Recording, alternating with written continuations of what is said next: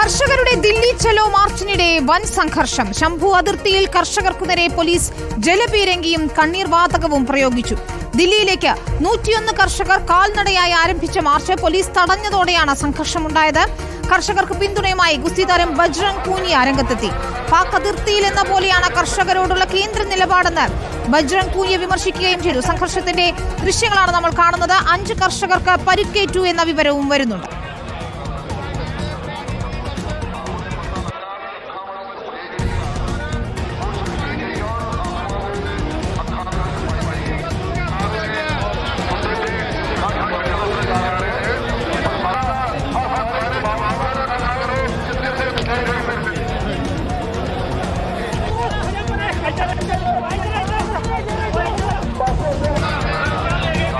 ആദിൽ പാലോട് ചേരുന്നു വിശദാംശങ്ങളുമായി. ആദിൽ, ശംഭു അതിർത്തിയിൽ വലിയ രീതിയിൽ സംഘർഷമുണ്ടായി എന്നാണ് മനസ്സിലാക്കാൻ കഴിയുന്നത്. കർഷകർ പിരിഞ്ഞുപോകാൻ തയ്യാറായിട്ടുമില്ല, മാർച്ചുമായി മുന്നോട്ട് എന്ന് അറിയുന്നു. പോലീസ് നടപടി എങ്ങനെയായിരുന്നു? എന്താണ് വിശദാംശങ്ങൾ?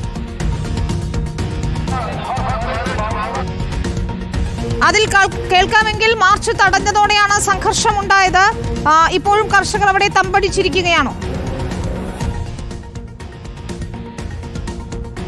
കർഷകർ ഇപ്പോഴും തമ്പടിച്ചിരിക്കുകയാണ്. 10ഓളം കർഷകർക്കാണ് പരിക്കേറ്റത്. 101 കർഷകർ ദില്ലിയിലേക്ക്, ദില്ലി ചലോ എന്ന പേരിലാണ് 12 മണിയോടെ മാർച്ച് തുടങ്ങിയത്. മാർച്ച് തുടങ്ങിയപ്പോൾ തന്നെ പോലീസ് ഇടപെട്ടു. നേരത്തെ തന്നെ സുരക്ഷയുടെയൊക്കെ ഭാഗമായി, നിയന്ത്രണത്തിന്റെ ഭാഗമായി പ്രദേശത്ത് ഇന്റർനെറ്റ് നിരോധനം ഏർപ്പെടുത്തിയിരുന്നു. ഏതായാലും തുടങ്ങിയപ്പോൾ തന്നെ, മാർച്ച് തുടങ്ങിയപ്പോൾ മാർച്ച് കാൽനടയായി 101 കർഷകർ ദില്ലിയിലേക്ക് പോവുക എന്നതായിരുന്നു മാർച്ചിന്റെ ആശയം. ആദ്യഘട്ടത്തിൽ തന്നെ പോലീസ്, ഹരിയാന പോലീസ് എത്തി തടഞ്ഞു. മുന്നിലേക്ക് പോകാൻ അനുമതിയില്ല എന്നതായിരുന്നു പോലീസിന്റെ വാദം. പക്ഷേ കർഷകർ പിന്തിരിയാൻ തയ്യാറായിരുന്നില്ല. കർഷകർ മുന്നോട്ട് തന്നെ നീങ്ങി. പോലീസിന്റെ നിയന്ത്രണം ലംഘിച്ച് മുന്നോട്ട് പോകുന്നതിനിടെയാണ് ടിയർ ഗ്യാസും ഒപ്പം തന്നെ കണ്ണീർ വാതകവും ജലപീരങ്കിയും പ്രയോഗിച്ചത്.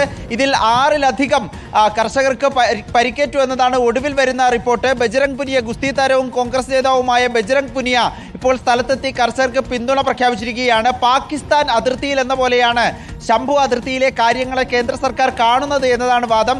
പഞ്ചാബ് ഹരിയാന അതിർത്തിയായ ശംഭുവിൽ ആണ് സമരം നടത്തുന്നത്.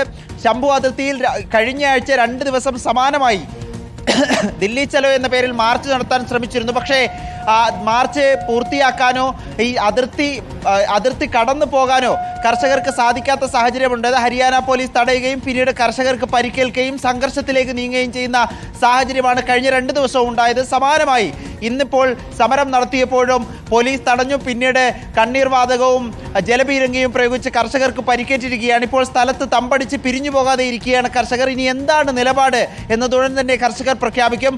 പ്രധാനമായും കർഷകർ, 101 കർഷകർ മാർച്ച് നടത്തുന്നത് പലവിധ ആവശ്യങ്ങൾ ഉന്നയിച്ചുകൊണ്ടാണ്.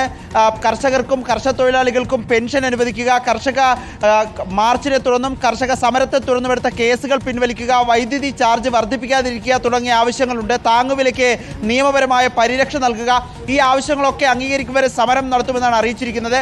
കേന്ദ്ര സർക്കാർ ഇതുവരെ ഒരു ചർച്ചയ്ക്കും തയ്യാറായിട്ടില്ല എന്നുകൂടി കർഷകർ വ്യക്തമാക്കുന്നു. ഏതായാലും സമരം തുടരുമെന്ന നിലപാടിൽ തന്നെയാണ് ശംഭു അതിർത്തിയിൽ കർഷകർ ഉള്ളത്. വിനീത, അതിൽ ഇപ്പോൾ 101 കർഷകരാണ് സമരവുമായി മുന്നോട്ട് പോകാം എന്ന തീരുമാനത്തിൽ എത്തിയിരിക്കുന്നതും സമരത്തിലേക്ക് എത്തിയതും. ഇപ്പോഴും പിരിഞ്ഞു പോകുന്നില്ല. അവർ അവിടെ തന്നെ തമ്പടിച്ചുകൊണ്ട് സമരം തുടരുകയാണ്. കേന്ദ്ര സർക്കാർ അല്ലെങ്കിൽ പോലീസ് നടപടികളൊക്കെ തന്നെയാണോ കർഷകർക്കെതിരെ പ്രയോഗിക്കാൻ പോകുന്നത്? അതിൽ സൂചിപ്പിച്ചതുപോലെ ഒരു ചർച്ചകൾക്കും ഇതുവരെ തയ്യാറായിട്ടുമില്ല. എങ്ങനെയായിരിക്കും പ്രക്ഷോഭം ഇനി എന്നതിൽ ഏതെങ്കിലും തീരുമാനമുണ്ടോ? മാർച്ചുമായി മുന്നോട്ട് തന്നെയാണോ കർഷകർ? മാർച്ചുമായി മുന്നോട്ട് പോകുമെന്ന് പറയുമ്പോഴും വലിയ പോലീസ് സന്നാഹം സ്ഥലത്ത് തമ്പടിച്ചിട്ടുണ്ട്. പോലീസ് വിന്യാസമുണ്ട്. ഹരിയാന പോലീസ്, പഞ്ചാബ് പോലീസ് എന്നിവർ അവിടെ കൂടുതൽ സേനാ വിന്യാസം നടത്തിയിട്ടുണ്ട്. അതുകൊണ്ട് തന്നെ കർഷകർക്ക്, 101 കർഷകർക്ക് കാൽനടയായി ദില്ലിയിലേക്ക് വരിക എന്നത് വളരെ വേഗം സാധിക്കുന്ന ഒരു കാര്യമല്ല. എങ്കിലും കർഷകർ മുന്നിലേക്ക് തന്നെ എന്ന പ്രഖ്യാപനം ഇതിനോടകം തന്നെ നടത്തിയിരിക്കുന്നു. അതുതന്നെയാണ് നിലപാട്.